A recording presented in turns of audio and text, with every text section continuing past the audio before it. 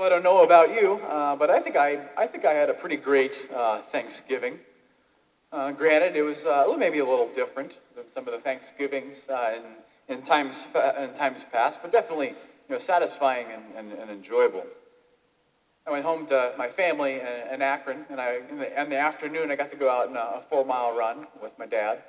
Normally we would run a turkey trot somewhere, but it was kind of all virtual, this year. But we at least got out for a little run.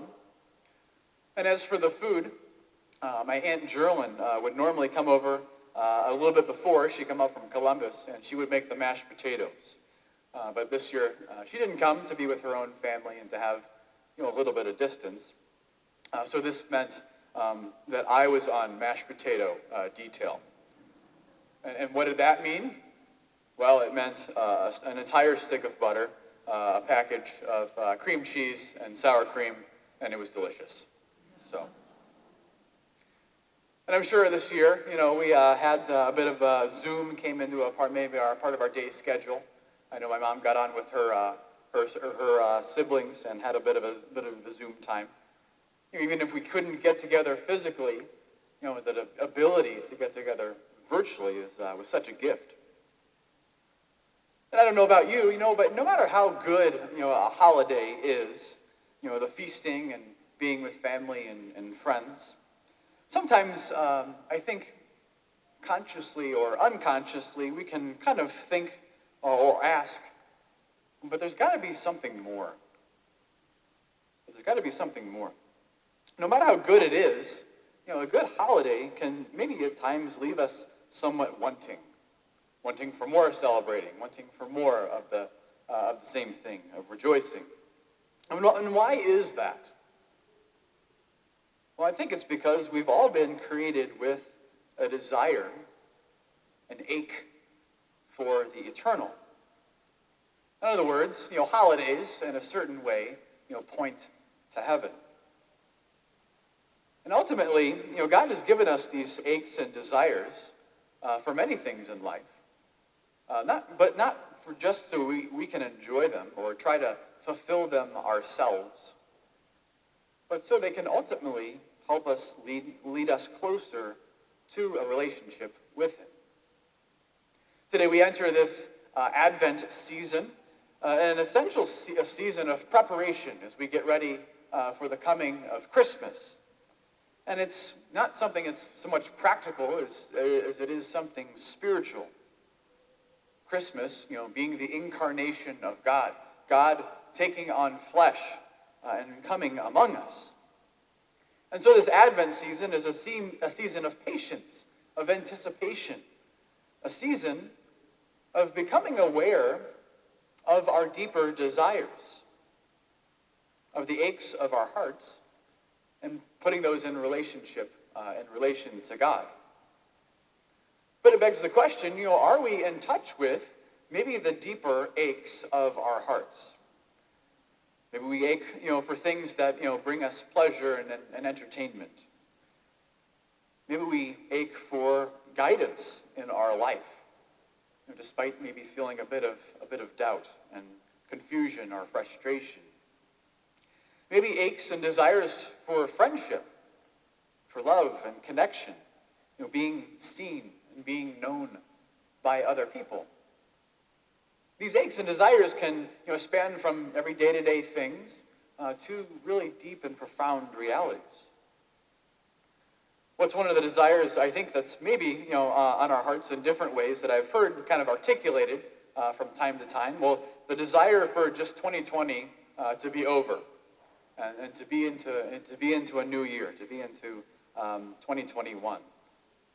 Because this year has been marked by a lot of things: pandemic, elections, societal, unrest, scandals, you name it. We've kind of seen it in this year. But the reality is, 2020, may be coming to a close, somewhat soon. But the ache for our desires for true peace, for fulfillment, for eternity, those will not go away. We still need God to occupy those spaces in our lives and in our relationships. And while Advent, is a preparation for the coming of Christ, at Christmas, it's also a preparation simultaneously for the day of judgment, or Christ's second coming. And particularly, I'll focus on that this first Sunday of Advent.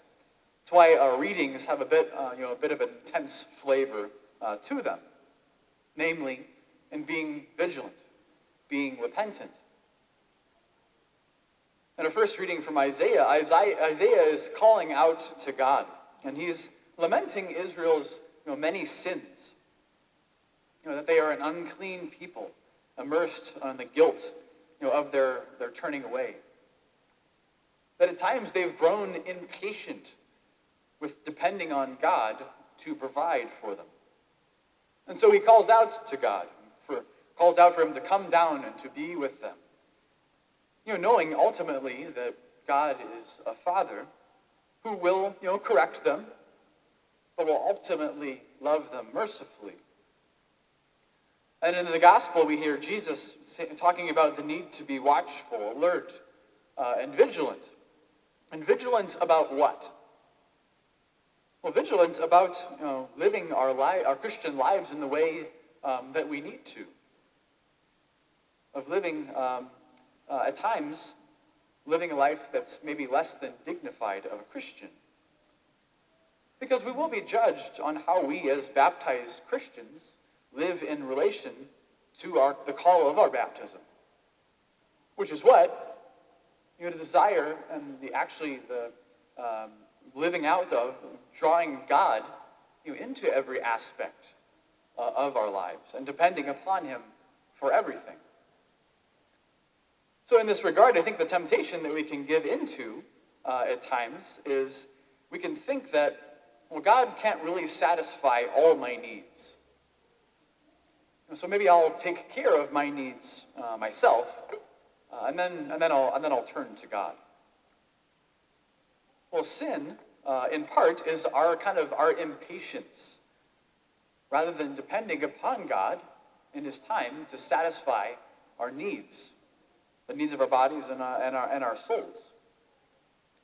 How often do we turn to Jesus, after maybe somewhat impulsively satisfying our own needs, instead of turning to him beforehand, or amidst feeling the ache of something?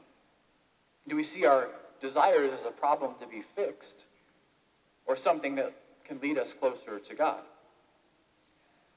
And here's where, in relation to this, I kind of want to talk a little bit about fasting. You're probably thinking, okay, well, Father, why would we talk about that now? It's not Lent. We have a little bit of time, to wait.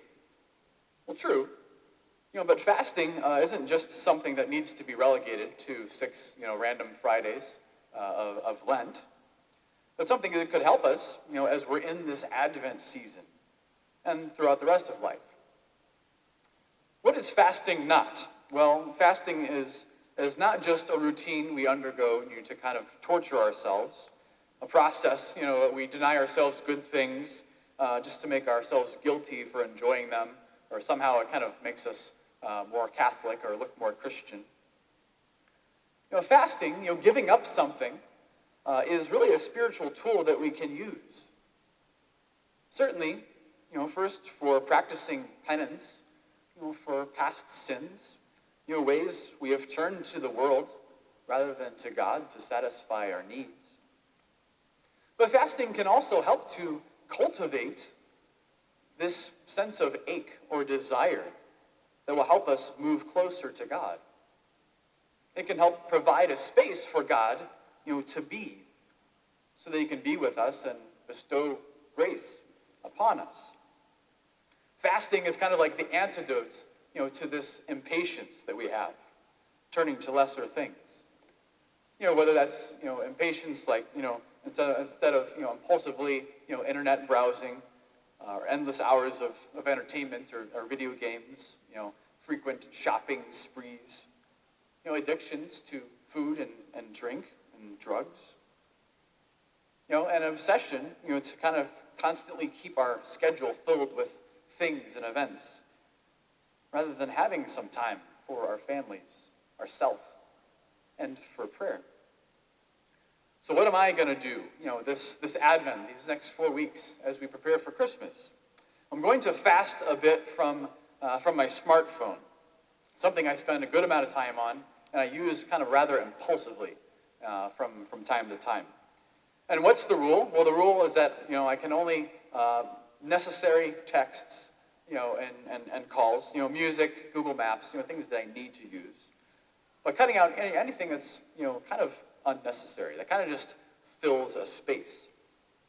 Internet browsing and social media and YouTubes and kind of like the incessant email checking that can kind of fall into at different times.